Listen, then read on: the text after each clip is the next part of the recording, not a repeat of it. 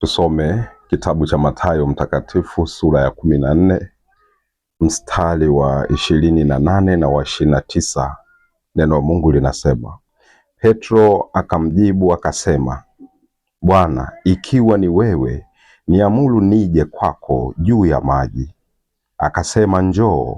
Petro akashuka chomboni akaenda kwa miguu juu ya maji ili kumwendea Yesu. Damu ya Yesu Kristo. Watu wengi wanajua kwamba Yesu Kristo alitembea juu ya maji. Watu wengi wanajua Yesu Kristo siku moja alitembea juu ya maji kwa mguu, lakini hawajui kwa nini Yesu Kristo alitembea juu ya maji kwa miguu. Wakristo wote tunajua Yesu alitembea juu ya maji, juu ya bahari kwa miguu, na huu muujiza unahubiriwa ulimwenguni kote. Lakini shida, Wakristo wengi hawajui maana ya Yesu Kristo kutembea juu ya maji kwa miguu. Yesu Kristo anafundisha nini kutembea juu ya maji? Hiyo ndio watu wengi hawajui. Watu hawajui. Ingawa hawajui, lakini wanahubiri Yesu alitembea juu ya maji. Ingawa hawajui, lakini wanahubiri huu muujiza. Hii inapendeza. Lakini tunatakiwa kujua kwa nini Yesu alitembea juu ya maji na maana yake ni nini? Sauti ya Mungu ni ipi kutembea juu ya maji kwa miguu? Damu ya Yesu Kristo. Kama mtu akijua kwamba nini maana ya Yesu Kristo, au hiyo ni sauti gani kwa Wakristo kutembea juu ya maji? Mtu akikuuliza, wakati mwingi tunauliza watu, Yesu Kristo alitembea juu ya maji. Je, unaweza kutembea juu ya maji kama Yesu Kristo kwa miguu? Watu wengi wanasema haiwezekani. Kama mtu akikuuliza, unaweza kutembea juu ya maji kwa mguu au kwa miguu kama Yesu Kristo alivyotembea? Sema ndiyo, naweza. Tena useme kutoka moyoni kwamba ninaweza kutembea juu ya maji kama Yesu Kristo. Kama ukijibu hivi, Yesu Kristo anaelewa maana ya hilo neno, atafurahia, atasema huyu ni mwanafunzi wangu. Lakini mtu akikuuliza, je, unaweza kutembea juu ya maji kwa miguu kama Yesu Kristo alivyofanya? Ukisema hiyo ni ngumu, hiyo haiwezekani, hakuna mwanadamu anayeweza, Yesu Kristo atahuzunika sana, kwa sababu atajua hujui maana ya kutembea juu ya maji. Damu ya Yesu Kristo. Ingawa unasikia, unajua kwamba nilitembea juu ya maji mimi Yesu Kristo, lakini tatizo hujui nini ninakufundisha, nini ninakuambia kutembea juu ya maji kwa miguu. Kwa hiyo Yesu Kristo atasikitika. Hii inamaanisha huna imani, na kwa sababu huna imani, ndiyo kwa sababu hujaelewa sauti ya Mungu kupitia kutembea juu ya maji maana yake nini. Ndiyo maana huna imani, kwa sababu imani inakuja kwa kusikia. Sasa kwa sababu huna imani, ina maana kwamba hujasikia sauti ya Mungu kupitia kutembea kwa miguu juu ya maji. Hiyo sauti hujaisikia, ndiyo maana unashindwa kuamini. Unasema haiwezekani kabisa mwanadamu kutembea juu ya maji. Watu wengi ukiwauliza wanasema hivi. Hata ukijaribu kumuuliza yote, hata unaweza kuwauliza wachungaji, watumishi, unaweza kutembea juu ya maji kama Yesu Kristo alivyotembea? Atakwambia hapana, kwa mwanadamu haiwezekani, ila kwa Mungu. Nini maana ya kutembea juu ya maji? Hilo ndio watu hawalijui. Leo nataka kila mtu ajue maana ya kutembea juu ya maji, alafu kisha jua utasema mimi kumbe ninaweza kutembea juu ya maji. Na unaweza kweli.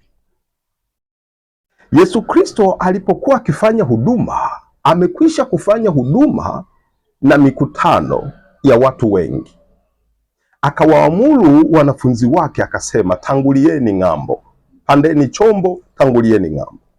Yeye mwenye akaenda mlimani Akaenda kuomba kama ilivyo desturi yake, akaenda kusali, akakaa huko mlimani peke yake akimwomba Baba.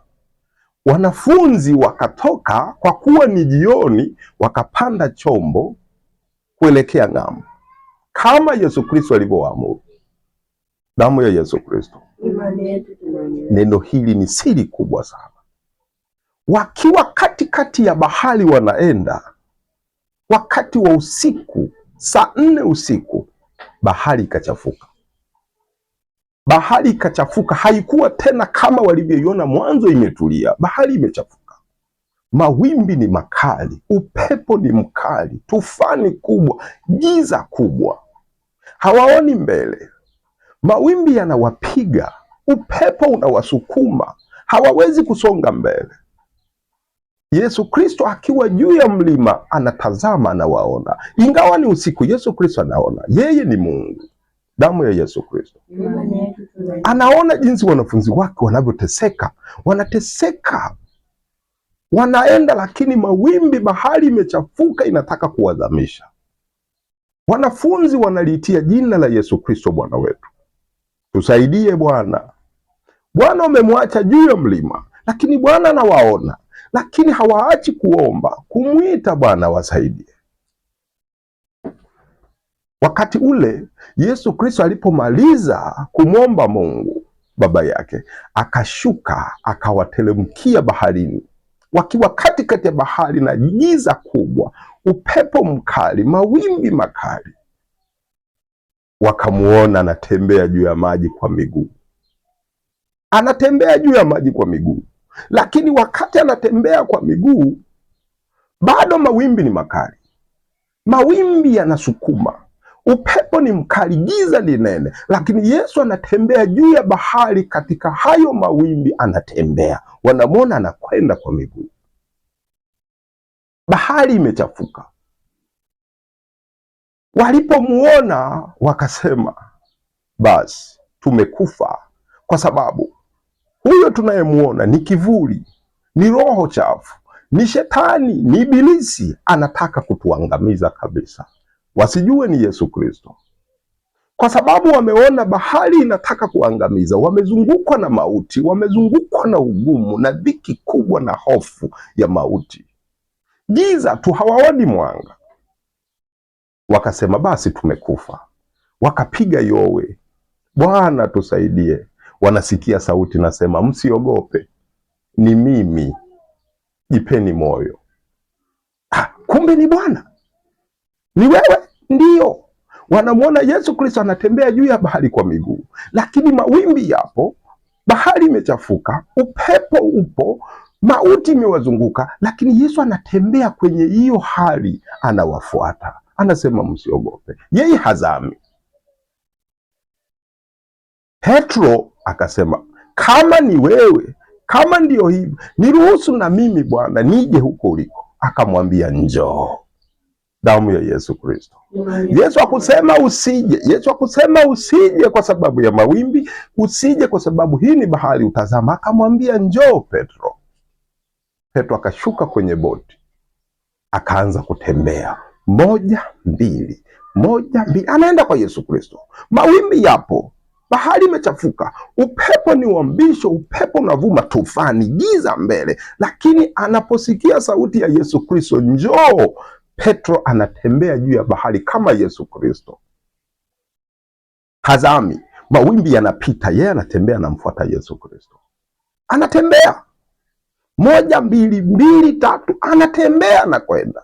Lakini Petro alipogeuza macho kuangalia matisho ya upepo, alipogeuza macho kuangalia matisho ya mawimbi, giza limemzunguka, imani ikaanza kushuka, hofu ikawa kubwa. Kwa nini? Macho yake na masikio yake sasa anasikiliza sauti ya upepo, anasikiliza sauti ya ugumu uliopo juu ya bahari.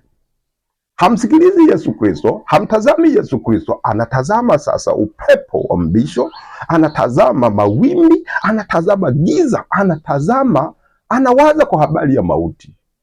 Akaanza kuzama, akaanza kuzama. Alipokuwa nazama, akaona hapa nakufa, akaita, Bwana nisaidie, nazama. Yesu Kristo akaenda akamshika mkono akamwambia, mbona uliona shaka wewe mwenye imani haba? Angalia hilo neno, mbona unaona shaka? Kwa nini umeona shaka? Kwa nini umesikiliza sauti ya mawimbi? Kwa nini umesikiliza sauti ya mawimbi haya na upepo huu? Kwa nini umelitazama giza? Kwa nini umetishwa na sauti ya mauti? Kwa nini? Wakati umefanya hivyo umeniacha mimi, ndio maana unazama. Ungeangalia katika neno langu, ungenitazama mimi, ungesikiliza tu sauti yangu, hii imani yako ingesimama na wewe ungetembea kuendelea kunifuata ndani ya mawimbi haya, ndani ya upepo huu na ndani ya giza hii, wala usingezama. Na mwisho wa siku upepo ungekutii, mawimbi yangekutii, kila kitu kingetulia. Lakini tatizo, umeangalia upepo, umeangalia mawimbi, umeangalia hofu na matisho ya mauti, ndio maana unazama. Damu ya Yesu Kristo. Wakati Petro na Yesu Kristo wanaingia ndani ya chombo, upepo ukaacha, ukakoma, mawimbi yakakoma, bahari ikatulia, ikawa kimya. Wakasema, huyu ni nani? Hata upepo unamtii, hata bahari inamtii, huyu ni nani? Wakamsujudia, wakajua huyu ni Mungu. Huyu ni Mungu wa milele, Baba wa milele, mfalme wa wafalme, mfalme wa mbingu na nchi, anastahili kuabudiwa. Kama bahari inamtii, sisi tunastahili kumwabudu na kumsujudia. Damu ya Yesu Kristo.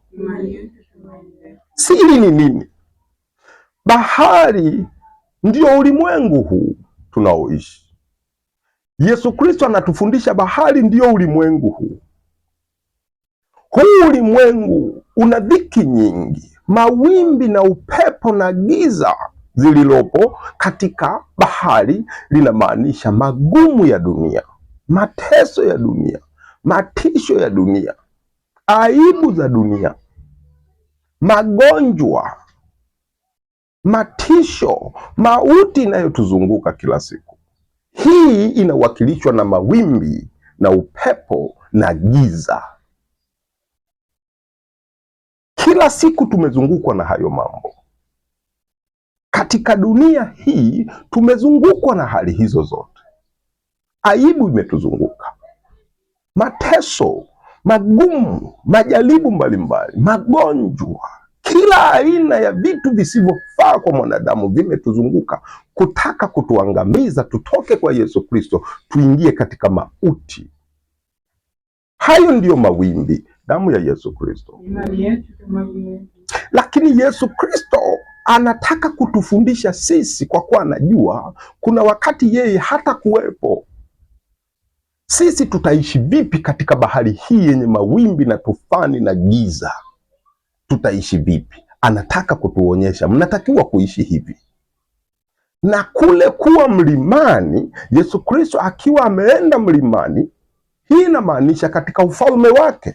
Yeye yuko juu mbinguni katika ufalme wake, anatutazama sisi katika ulimwengu huu tukiwa katika hali ya dhiki na mateso. Anatutazama tunapopitia magumu, tunapopitia aibu, tunapopitia magonjwa, anatutazama. Lakini anasema, sitaondoka bila kuwapa njia ya kuyashinda hayo mambo. Akasema, nitazameni mimi. Yesu anatembea juu ya maji, mawimbi yanapiga, upepo ni wa mbisho, sauti ni kali ya mauti, lakini Yesu anatembea juu ya maji. Mawimbi hayamzamishi. Anatembea katikati ya mawimbi, katikati ya giza, katikati ya upepo mgumu, anatembea. Hii ni sauti ya Mungu kutuonyesha, nitazameni mimi. Kama mimi ninavyotembea juu ya bahari, juu ya maji kwa miguu, mawimbi ni makali, upepo ni wa mbisho, tufani kubwa namna hii, angalia ninatembea. Kwa sababu gani? Nina imani na Bwana, nina imani na Mungu Baba yangu. Kwa hiyo kwa sababu mimi natembea hivi, igeni kwangu mimi niwe kielelezo kwenu. Kwa hiyo mnatakiwa kutembea kama hivi ninavyotembea mimi. Mnatakiwa kutembea mkiwa katika magonjwa, mkiwa katika dhiki, mkiwa katika matisho ya mauti, katika mauti imewazunguka, aibu, tembeeni kama hivi ninavyotembea, mkiwa na imani kwangu, mkinitazama mimi, mkinisikiliza mimi, mkiwa ndani yangu, mtatembea hivi, na mawimbi hayatawazamisha, bahari haitawazamisha, upepo hautawarudisha nyuma, mauti haitawapata, aibu itakimbia. Mkitembea hivi, mkiwa na imani, mtapita, mtatembea kama hivi ninavyotembea. Petro akaisikia hiyo sauti, akasema, Bwana, kama ni hivi, niruhusu nije. Akamwambia, njoo na utatembea. Ukisikiliza hili neno langu, ukinitazama mimi, utatembea juu ya bahari kama mimi ninavyotembea. Njoo. Petro alipomtazama Yesu Kristo, alipomsikiliza Yesu Kristo, alipomtii Yesu Kristo, akatembea juu ya maji kumfuata Yesu Kristo kama Yesu Kristo alivyotembea, akamfuata. Lakini neno la Mungu linasemaje? Linasema hivi, tusome Mathayo sura ya 14 mstari wa 30, unasema hivi, lakini alipouona upepo akaogopa, akaanza kuzama, akapiga yowe akisema, Bwana niokoe. Mara Yesu akanyosha mkono wake akamshika, akamwambia, ewe mwenye imani haba, mbona uliona shaka? Petro alitembea alipokuwa ndani ya Yesu Kristo, alipomsikiliza Yesu Kristo, alipomtazama Yesu Kristo, akatembea juu ya maji. Mawimbi yanapiga, anatembea katikati ya mawimbi. Upepo unasukuma, anatembea, haumzuru, hazami. Lakini alipoacha kumtazama Yesu Kristo, akaanza kutazama matisho ya upepo, matisho ya bahari, akaanza kutazama giza la dunia, akaanza kuzama. Kwa nini? Imani inatoka sasa, hofu inakuwa kubwa, imani inaondoka. Yesu Kristo hatazamwi tena, unatazama magonjwa. Akaanza kuzama. Yesu anatufundisha kupitia Petro kwamba hivi, mtu yoyote anayeniamini mimi, labda anaumwa, ameshikwa na ugonjwa, kama atautazama ugonjwa, matisho ya ugonjwa, maumivu ya ugonjwa, akaingiwa na hofu kwa sababu ya huo ugonjwa, akasema anakufa, atazama kweli, utakufa kweli. Lakini hata kama ukiwa katikati ya ugonjwa, unaumwa, lakini wakati huo ukamtazama Yesu Kristo, ukasema hapana, Yesu Kristo anasema nisiogope, nitapona. Ukasimama kwa imani ndani ya Yesu Kristo, ukamtazama Yesu Kristo, ukasikia sauti ya Yesu Kristo, utatembea kwenye huo ugonjwa, utaishi. Hata kama ugonjwa unakusumbua, we utaishi. Unasema hata kama nina ugonjwa, hata kama ninaumwa, nitaishi. Yesu Kristo amesema nitaishi. Wakati huo utashinda. Utashinda kwa sababu utatembea katikati ya huo ugonjwa, utakuwa hai, na mwisho wa siku huo ugonjwa utaisha, utatokomea, hautaamini. Kwa sababu gani?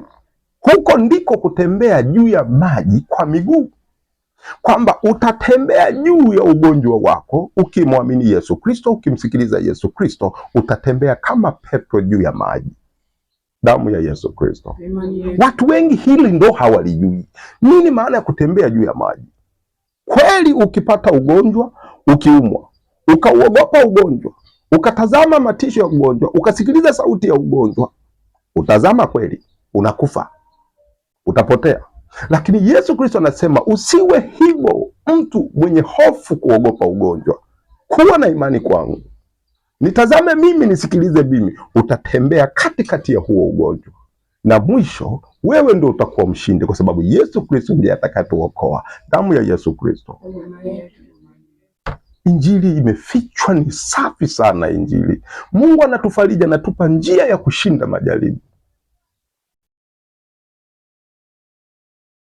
Labda uko kwenye aibu kubwa, ninataka mtoto, watu wanakucheka, huna mtoto, uko juu ya bahari, mawimbi ni makali.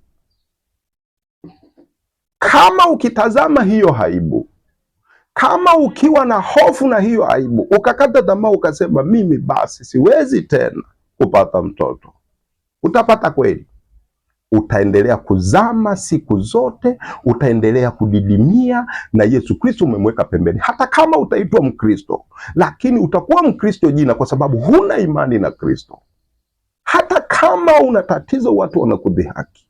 Hata kama unaonekana kwamba sasa unayumba, umeolewa, huna mtoto, una hali mbaya, acha kuangalia aibu.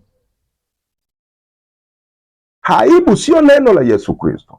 Hofu sio neno la Yesu Kristo. Huyo ni ibilisi. Mtazame tu Yesu Kristo, utatembea kwenye hiyo hali, na mwisho wa siku utashinda wewe. Hiyo hali ya aibu siku moja, wakati ukifika, itakwisha. Yesu Kristo alipoingia ndani ya chombo, bahari ikatulia. Hii inamaanisha nini? Kama tukitembea ndani ya imani kwa Yesu Kristo, tukitazama Yesu Kristo anavyosema, tukitazama Yesu anavyosema, tukamtii yeye, tukamtazama yeye katika kila hali tunayoipitia, mwisho wa siku sisi ndio washindi. Iwe leo iwe kesho, sisi tutakuwa washindi, kwa sababu mwisho wa siku, ingawa bahari ilikuwa ina nguvu, mawimbi ni ya matisho, upepo ni mkali, giza ni kali, mwisho wa siku wanafunzi wanashinda wakiwa ndani ya Yesu Kristo, na Yesu Kristo akiwa ndani ya wanafunzi. Upepo ulitulia, tufani liliisha, damu ya Yesu Kristo. Tatizo lolote, magumu yoyote, majaribu yoyote yatakayokupata ndani ya dunia hii, ujue uko juu ya bahari na mawimbi yanakupiga. Kama ukipoteza imani kwa Yesu Kristo, utazama katika kila hali ulionayo mbaya. Kama ukipoteza imani kwa Yesu Kristo, ukaanza kuingiza hofu, ukaanza kuogopa magumu hayo, utazama kweli, utakufa.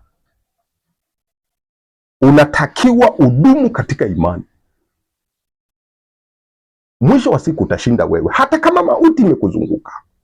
Hata kama unaona kwamba nakufa, unaambia mimi sifi, kwa sababu Yesu Kristo hajasema nitakufa, amesema nisiogope, nitaishi. Usiogope, tembea juu ya bahari. Anamwambia Petro, njoo, unaweza kutembea juu ya bahari kama ukinitazama mimi, kama ukiniamini mimi, unaweza. Njoo, shuka, tembea. Petro akatembea.